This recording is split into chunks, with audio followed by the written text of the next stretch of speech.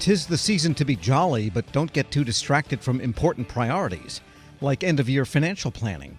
For some orientation, I spoke with Thiago, a wealth advisor with RMG Advisors of Rockville, Maryland, a firm that specializes in federal employees. There's so much that people can be doing between now and the end of the year. And one of the big ones that we see around this time of the year is getting ready for capital gain distributions.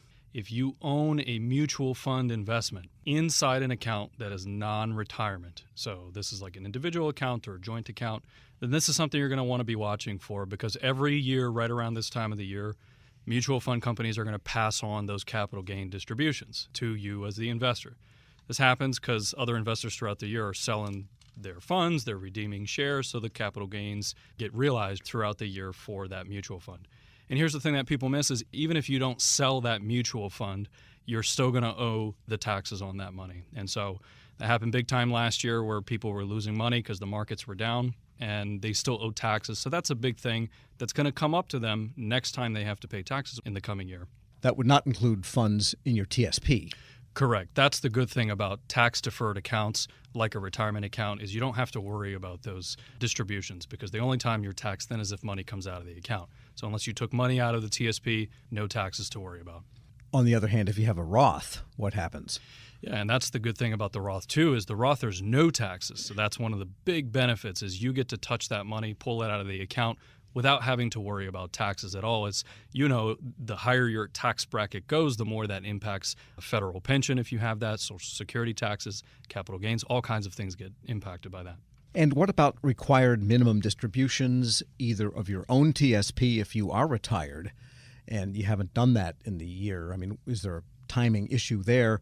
And what about an inherited IRA also? Some people, as they get along and still working, may have those in their bank too. That's right. Yeah, the RMDs is everybody's least favorite topic at the end of the year because they're thinking about this huge tax bill that's going to come down. And so minimum amount of money has to come out of your retirement account if it's pre-tax, because it's money that's got to grow with no taxes yet. So you owe the taxes on the money, and you have to think about, where is this money going to come from?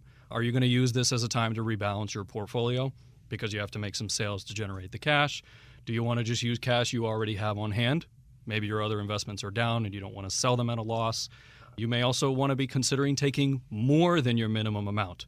And this is the case if you're thinking down the line, you might be in a higher tax bracket than you are today, simply because your minimum distribution will be bigger, or because tax rates might be going up here in a couple of years if the tax laws don't change. So maybe you take a bigger chunk out here at the end of the year this year while you're still in a lower bracket. That's something that's been really popular for feds.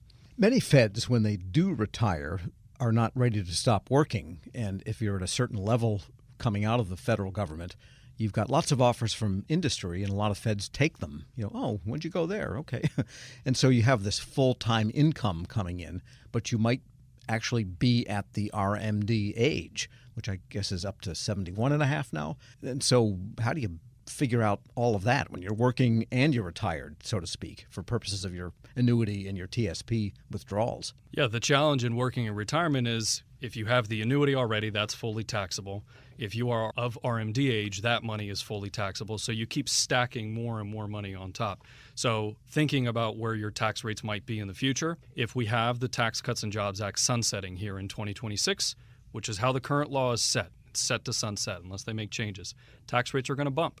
And so you might be thinking, okay, if that's going to happen and I plan to continue working through those years, I'm immediately going to pay 3%, 4% more taxes then than I am right now. So maybe I take bigger distributions out of my retirement accounts while I'm still in a lower bracket. And what about gifts that can offset taxes? This is the time of year when people think about that too. So maybe, instead of that car, you could get a lesser car and give charitable contributions to offset taxes. Yeah, that's a really big one, Tom, because if you are of a certain age, and the key age here is 70 and a half, you can do something called a qualified charitable distribution, or known as a QCD.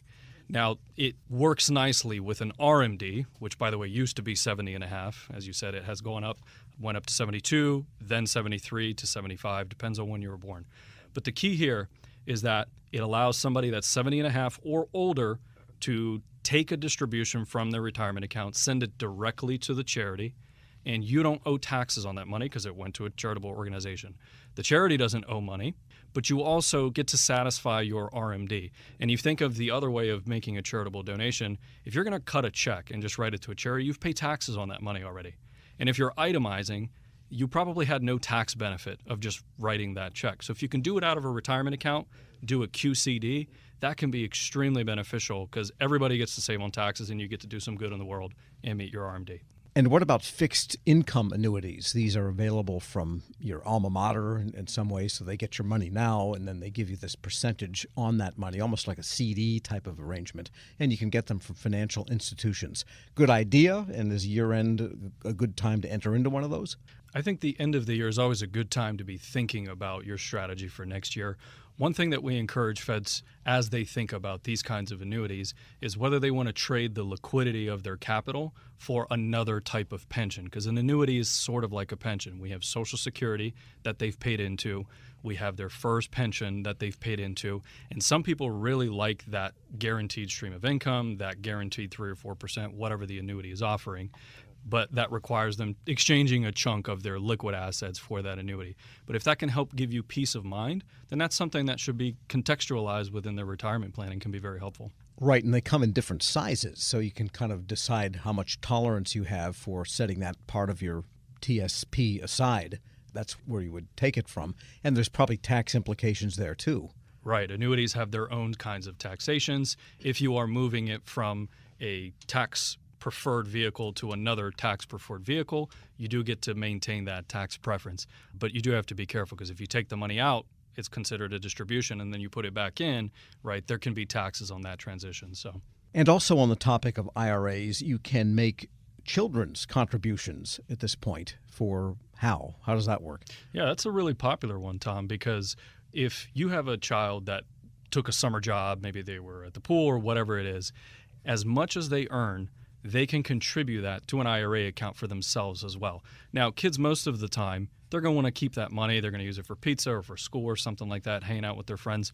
So parents and grandparents can make that contribution up to $6,500 as long as they earn that for 2023. And some of our clients will do these annual IRA contributions for their kids, for their grandkids, even into their 20s. And that's a really nice way to help the kids begin to think about saving and investing for themselves. We almost always suggest a Roth for them because they're in a low tax bracket. They're not earning a lot of money. If you do it right, by the time they're 30, they could be sitting on potentially 6 figures of tax-free money that can just put them so much further in life by having that there. Sure, yeah, and don't buy a car with it either. Right, exactly. Keep it for the next 30 years, and then you'll really be happy. Right. And what about Roth conversion? We should probably review the pros and cons of that at this point.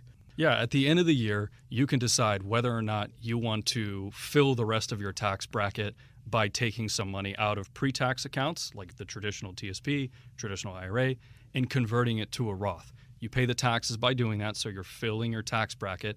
But again, it's that age-old question, what tax bracket are you projected to be in the future? If maybe this wasn't a year that you had tons of income, maybe it was a first year of retirement, you may consider filling up your bracket to whatever level until you hit that next percentage bracket. Take the taxes at a slightly lower rate if you think you're going to be paying more in the future because you're earning more, you have RMDs that will cause that, or the tax laws might change. And if you do any of these things we've been discussing, moving around funds, adding, subtracting, they all have tax implications.